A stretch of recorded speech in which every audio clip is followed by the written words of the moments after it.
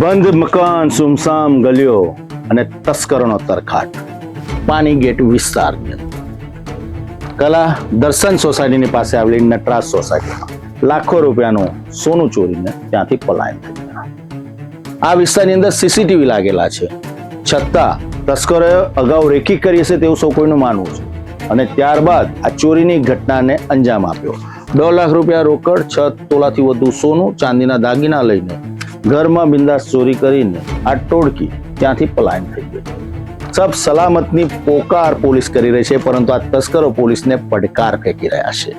રાત્રિના અંધકારમાં સુમસામ ગલીઓની અંદર સીસીટીવી લાગેલા હોવા છતાં તસ્કર ટોળકી પાણીગેટ વિસ્તારમાં નટરાજ સોસાયટીમાં પહોંચીને ઘરનું તાળું તોડીને બિંદાસ ચોરી કરીને સોના ચાંદીના દાગીના લઈને પલાયન થઈ જતી હોય તો સબ સલામતની વ્યાખ્યા કેવી રીતના સમજવાની?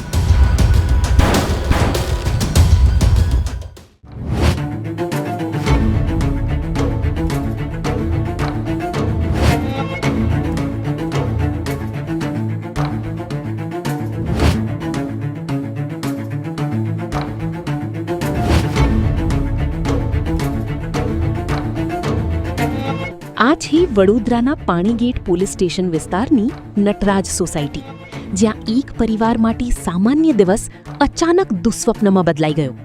અજાણ્યા તસ્કરોએ બંધ મકાનને નિશાન બનાવ્યું અને ઘરમાં ઘૂસી કિંમતી માલમત્તા પર હાથ ફેરવી દીધો. ચોરો એટલા શાતિર હતા કે ઘટનાની અંજામ આપ્યા બાદ કોઈની જાણ થાય તે પહેલા જ ફરાર થઈ ગયા.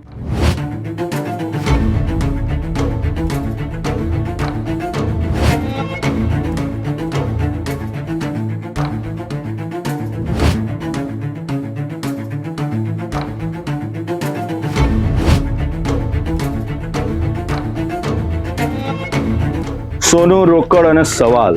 પાણીગેટ વિસ્તારની નટરાજ સોસાયટી તસ્કર ટોળકી ત્રાટકે 6 તોલા સોનું અને 2 લાખ રૂપિયા લઈને અંદાજિત 11 લાખ રૂપિયાની ચોરી કરીને બિંદાસ પલાયન થઈ જાય. જ્યારે મકાન માલિકને જાણ થાય છે કે તેના ઘરમાં ચોરી થઈ છે ત્યારે વિસ્તારમાં હડકંપ મચી જાય છે. ચિંતાનો વિષય છે. નટરાજ સોસાયટીની આજુબાજુ સીસીટીવી કેમેરા લાગેલા છે, છતાં તસ્કર ટોળકી ત્રાટકે છે અને ચોરીને અંજામ આપે છે. આ તસ્કરો વેકેશનમાં રજા પાડવાના મૂડમાં નથી અને પોલીસ પેટ્રોલિંગને ચેલેન્જ કરતા ચોટાઓ પોલીસ કરતા સવાયા સાબિત થઈ રહ્યા છે. જાનમાલની ચિંતા સૌ કોઈને સતાવી રહી છે.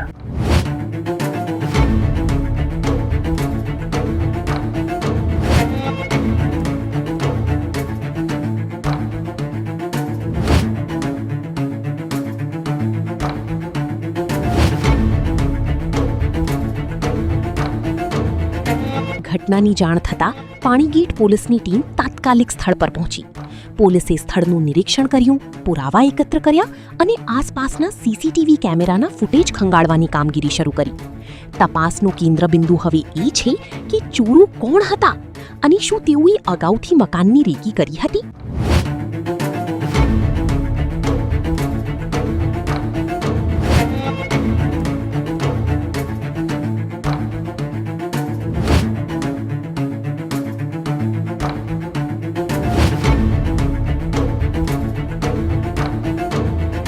પરંતુ આ સમગ્ર ઘટનામાં સૌથી મોટો સવાલ સુરક્ષાને લઈને ઊભો થયો છે.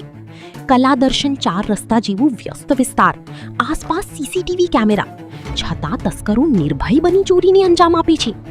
શું રાત્રિ પેટ્રોલિંગમાં ક્યાંક કચાશ રહી ગઈ કે પછી કોઈ સંગઠિત ચોર ટોળકી શહેરમાં ફરી સક્રિય થઈ છે? આવા અનેક સવાલોના જવાબ હવે પોલીસ તપાસ બાદ જ સામે આવશે. એક તરફ સુરક્ષાના દાવા, જ્યારે બીજી બાજુ રહેણાંક વિસ્તારમાં તસ્કર ટોળકીની જમાવટ, લાખો રૂપિયાની ચોરી થતી હોય અને વિસ્તારમાંથી તસ્કરો પલાયન થઈ જતા હોય. પોલીસની તપાસને પડકાર ફેંકી રહ્યા છે. હવે સૌ કોઈની મીટ માંડીને બેઠું છે કે તસ્કર ટોળકી સુધી પોલીસનું પગેરું પહોંચશે કે પછી જશે તે એવી યથાવત સ્થિતિ રહેશે. સૌ કોઈના ચિંતા એટલે સતાવી રહી છે કે નટરાજ સોસાયટી પાણીગેટ વિસ્તારમાં આવેલી છે, ત્યાં ચોરી થઈ છે. હંમેશા બહારનો રસ્તો ટ્રાફિકથી ધમધમતો વિસ્તાર છે, સીસીટીવી કેમેરા લાગેલા છે, પોલીસ પેટ્રોલિંગ કરે છે, છતાં ચોટાઓ ચોરી કરી રહ્યા છે, તસ્કરો તરખાટ મચાવી રહ્યા છે. આ ઘટના માત્ર નટરાજ જે સોસાયટી છે એ પૂરતી નથી, પરંતુ વારંવાર આવી ઘટનાઓ વડોદરા શહેરમાં બનતી આવી છે. સ્વાભાવિક છે પરસેવાની રકમ અને એ જ પરસેવાની રકમથી ખરીદાયેલું સોનું અને રોકડ અને બીજી અન્ય ચીજ વસ્તુ અને કોઈ ચોરટાની ટોળકી આવીને આવી રીતના બિંદાસ ચોરી કરીને પલાયન થઈ જાય તો એ ચિંતાનો વિષય છે. હવે પોલીસ ક્યારે પગેરું મેળવશે ને આ તસ્કર ટોળકીને અથવા ગેંગને ઝડપશે તે જોવું રહ્યું.